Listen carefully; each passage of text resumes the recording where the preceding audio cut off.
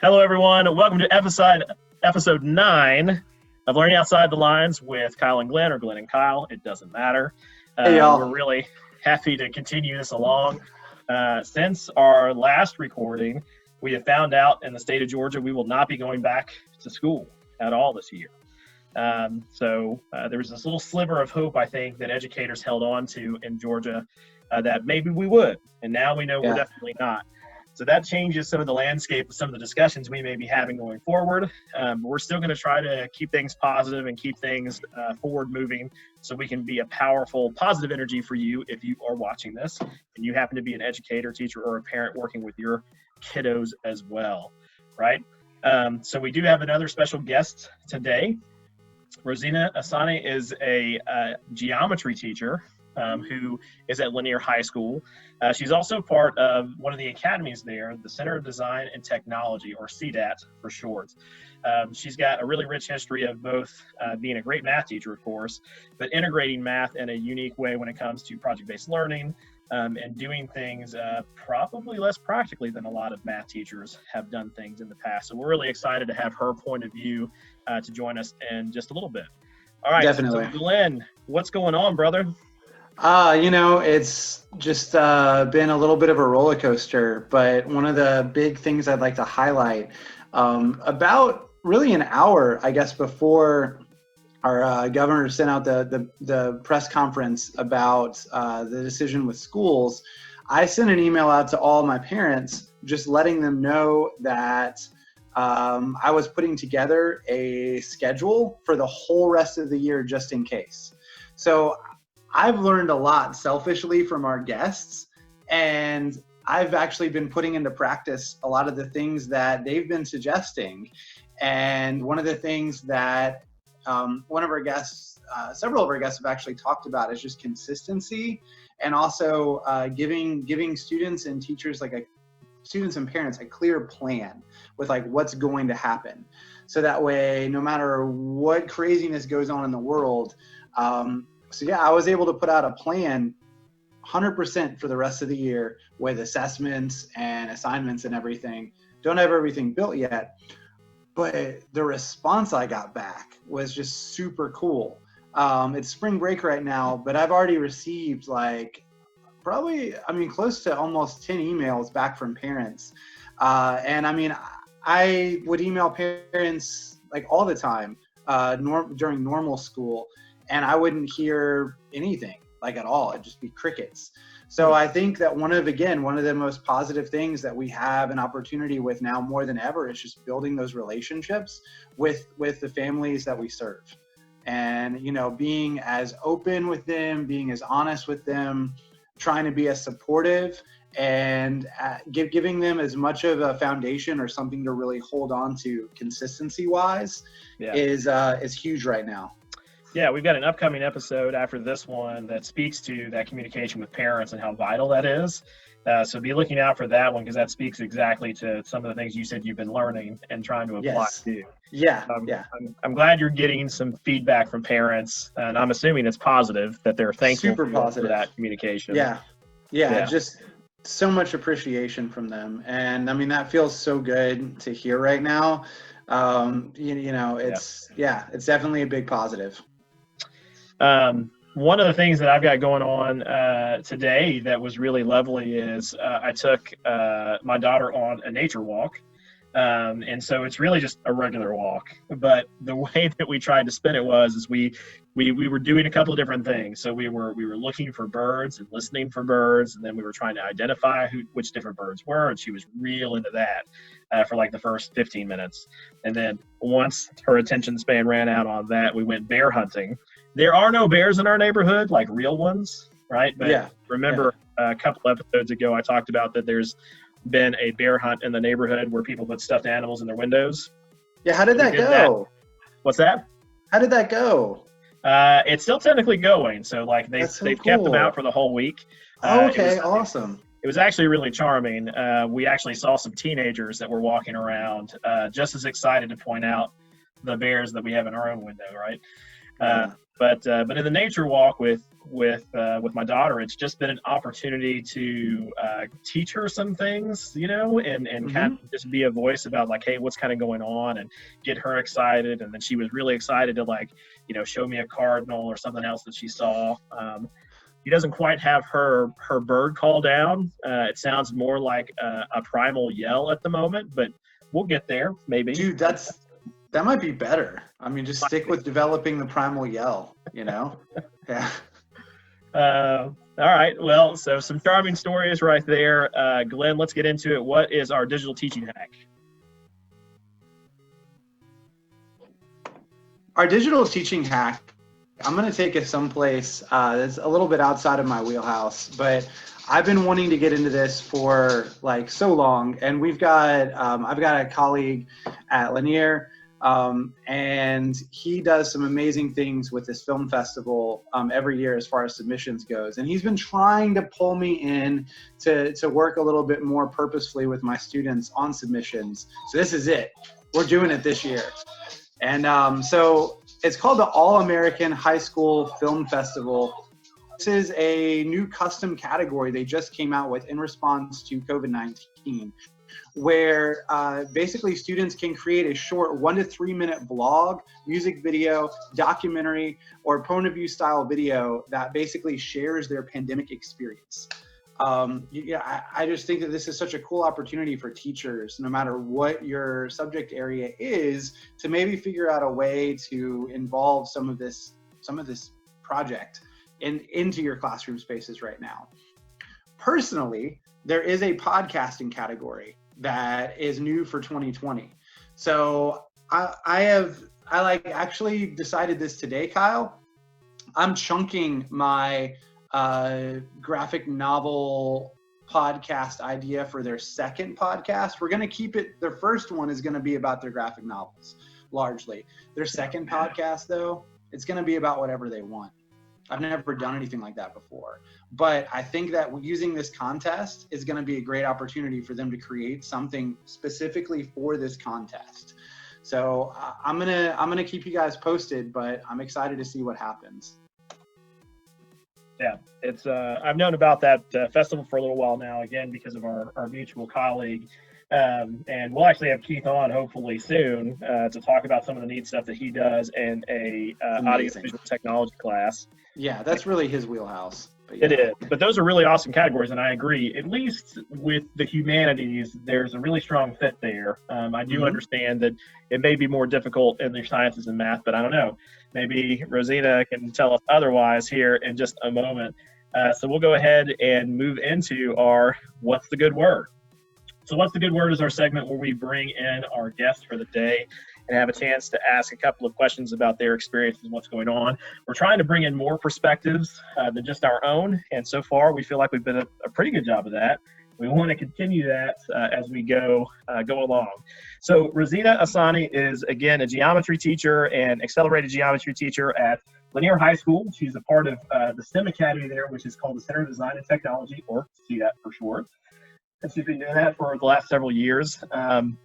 But she has a unique perspective about how math is done, sometimes in less of a linear pattern, which oftentimes we think about the teaching of math that way. So we're really excited to have her on and see what she kind of has to say about her current experiences and how she's trying to support her students in the math world. Hey guys. Hey Rosita, how are you? Hey. Good. Thank you for having me. Thank you for being here. You have a much prettier background than we do. Yeah, definitely. I might have purposely chosen this spot. It was smart. The whole rest of the house is messy. This is the only spot. This is out of convenience. Like, this is just the easiest place for me to do this. Yeah. Well, we're really happy that you joined us. Hopefully I said pretty accurately what your background is there. But I actually don't know this. How many years have you been teaching now? Total 9, and that's Okay. 5 at Lanier and 4 before that at Marietta High School. Okay. So you've had the experience of what it's like to be, I think, a very traditional math teacher, and then being thrown into the world of Mike Riley at CDAT. And we'll talk about Mike at some point, I'm sure, in this show. but it's a different experience altogether. But my experiences with you have told me that it's been a positive one. So let's kind of go ahead and get into this. When you were thinking about, particularly with a math classroom in mind, your students currently, what's been most challenging teaching math remotely? So I think not just math, I think all sciences, I would say it's challenging for all of us because so much of what we teach, it has to have a personal touch to it, and students kind of have to, have tangible manipulatives or visuals that can help them connect the dots between concrete and abstract, especially in math. So that's been quite a challenge. Many topics that we teach, we try to do some rich tasks in our classrooms. So students are, they're kind of challenging themselves to learn through something, and that has been also difficult to do remotely. So bringing those experiences in, other than that, I think for all teachers, the challenge has been to not be able to check up on them. Like once you have taught something or once you have facilitated through an activity, to see, hey, how are you doing? Is there something you need help with? And so just getting that real-time feedback, we can't do that. And then I can't crack any math jokes or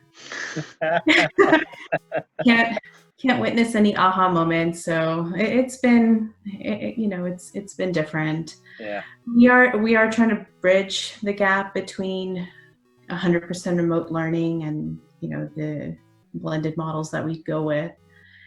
And so we're trying to include different video lessons. We're trying to use different apps or technologies that can help bring in like virtual manipulatives to kind of give them the same experience.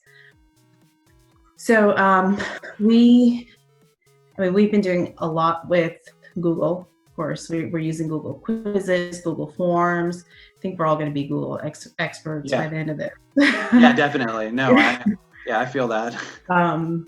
We are using, there's an online Desmos app, which is great because we can design our own project within Desmos, and students go one challenge after another to answer questions. And so it starts off, it kind of does a gradual release. So it'll probably start off a little easy and then build some understanding, and then using that, ask them something else. So takes them to their final task, which is probably a culmination of everything they've done. What is that called again? Desmos. Desmos? Okay. DESMOS? DESMOS. Okay, cool. And it's also an app form, so they can download. And I tell my kids it's way better than TikTok or Snapchat. So they don't believe you? Me, there's that math joke. Yeah. What you doing there?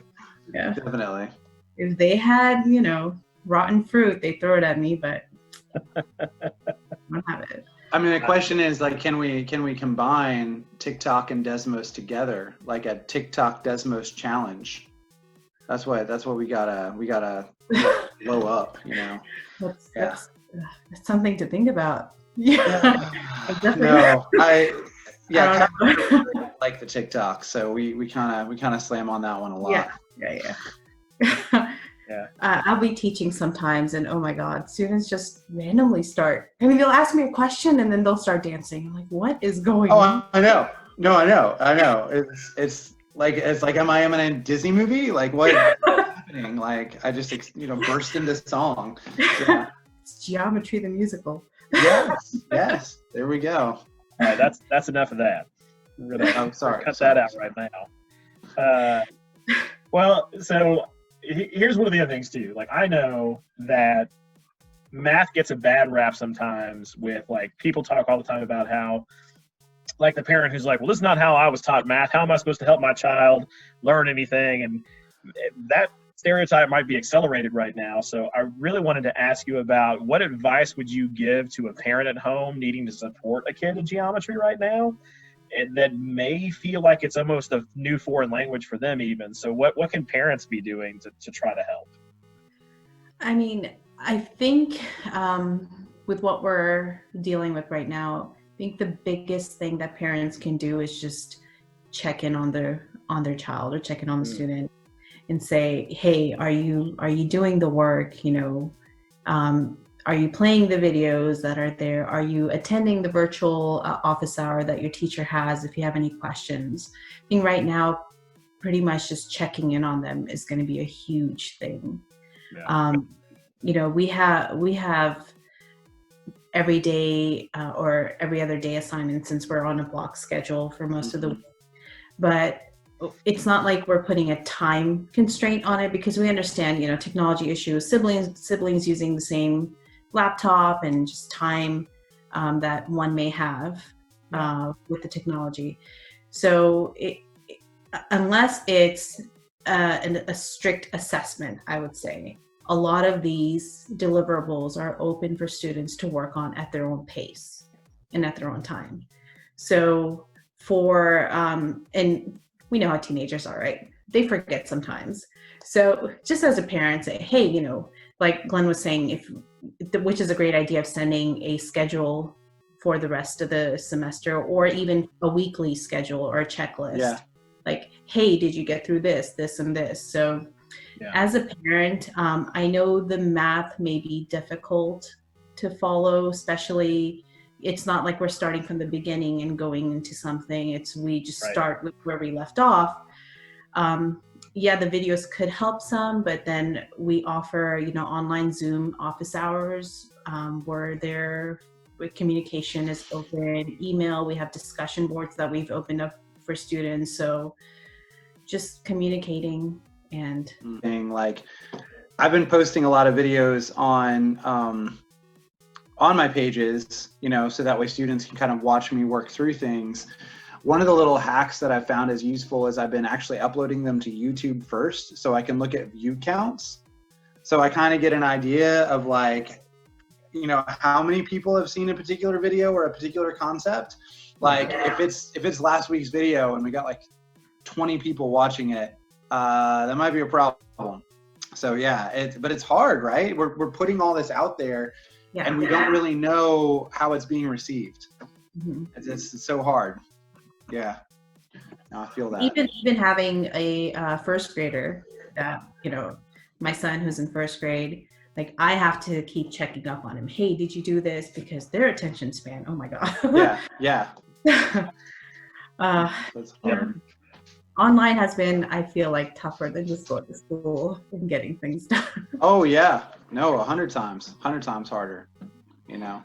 So. Well, so I mean, you've hit on some really important things. We keep hearing this over and over again. The feedback piece being really important right now, but the loss of that immediate feedback, like you were talking about, that you don't get with students, and then Glenn, you know, just pointing out, man, like, you're not even getting the opportunity to know how this is being received. You can send out the survey, right? Like, don't get me wrong. Teachers are sending surveys like, hey, how are you doing? How can I help? But the kids who may need you to help the most may be the ones who don't even have access to that survey. Yeah. You know, or there's some other issue as to why you're not getting that feedback. So it's uncharted territory. And I talked about this a little bit actually with a neighbor earlier today about this whole idea that we are in limbo with, are we doing, any of this actually working? Yeah. Like, is any of it, we won't know for months. And by months, I mean August, right? Like when we have kids come back and we get real feedback from them, or we see where they are in their starting place next year. I'm knocking on wood for August, you know? Yeah, well, I mean, we're going to remain hopeful is what we're going to do. Yeah, we've got some hope there still. Yeah. And speaking of hope, the last thing we wanted to ask you about is we'd love to hear about maybe a surprising positive that's kind of come out of the situation for you as a teacher so far. Yeah, success story. So surprisingly, and I hope I can be open about this, when we get rid of all these major tests, let's say, we have given students and teachers so much more time. And so we've gained so much time to really go deep into concepts and teach at a depth instead of, okay, here's my deadline and I need to get everything done before this deadline because they're going to get tested on it. And so now we're like, oh my God, we can actually do this with this concept and we can do this. And it's more about now the excitement of teaching and learning instead of getting through things for a test. So that's what a positive that came out of this, definitely. Yeah. Yeah. It's so funny because, I didn't even think about that. How much, that's something I haven't thought about is how many days have I gained back from not doing the testing dance with, I think it's like 3 tests we just dodged. Yeah. Like the prep for those tests, the review, the actual sitting down and taking them. Yep. That's basically like a week and a half we've just been given back to actually teach.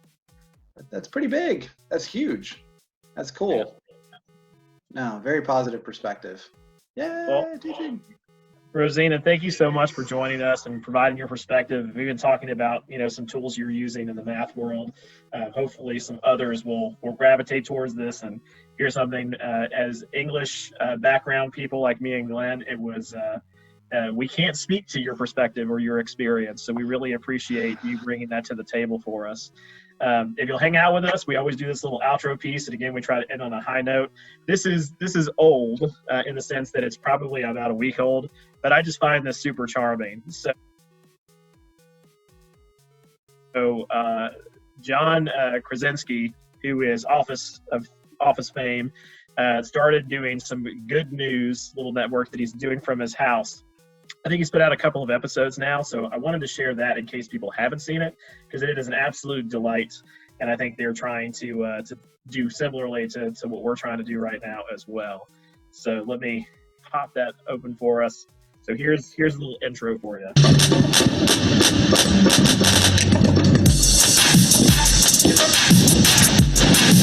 Good evening, everybody, even though it is very clearly the afternoon, and welcome to SGN. John, what is SGN? That's a good question. For years now, I've been wondering, why is there not a news show dedicated entirely to good news? Well, desperately seeking my fix somewhere else, I reached out to all of you this week, asking, nay, begging, for some good news. And boy, did you deliver. After reading those replies and the incredibly heartwarming story, welcome to this highly produced show. I like your sign. Thank you very much. My daughters did it, by the way. So beautiful. This will be the graphic at the bottom of this. Perfect. I love it. We're both looking dapper. This is how I am 24/7. I guarantee you that the bottom half of what you have on does not match the top. All right. So definitely encourage you to check that out on YouTube. It's worth the watch all the way through. I haven't watched the second episode yet, but that's on my to-do list. But just wanted to share that because it's great. Just love that other people are trying to put out positivity. Yeah. No, thank you for sharing that. That's cool. All right.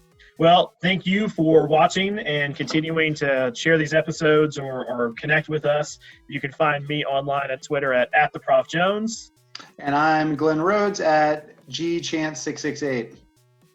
I'll be less awkward with that someday. I love how much you have to think about that. All right. Everybody stay safe and stay healthy. Social distancing.